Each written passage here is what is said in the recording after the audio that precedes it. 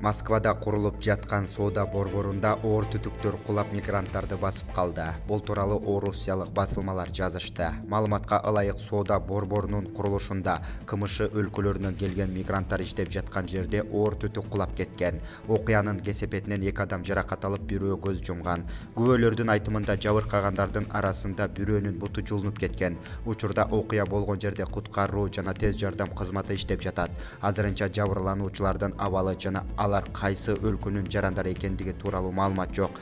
Тышкы иштер министрлигинин Супер KG'ге берген маалыматына ылайык, жабыркагандардын арасында кыргыз жарандары бар же жок экени белгисиз. Азыркы тапта окуя боюнча териштирүү иштери жүрүп жатат.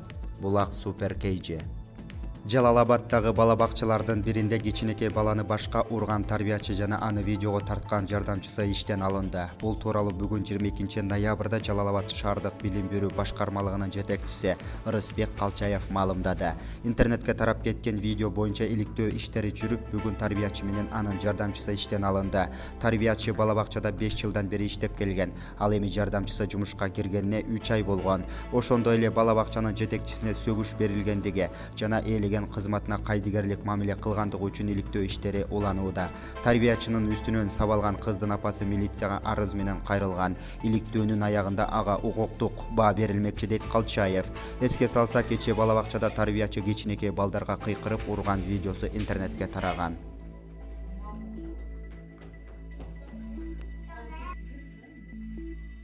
Оң кол менен мындай кыла.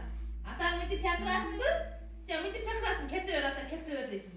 Мындай кылат го? Бар сирени копага. Сонун коньякку керек кызым. Өч. Жап. Жап. Ой, маза бар. Же чыгасың сирени. Аны өчүрүн. Жаны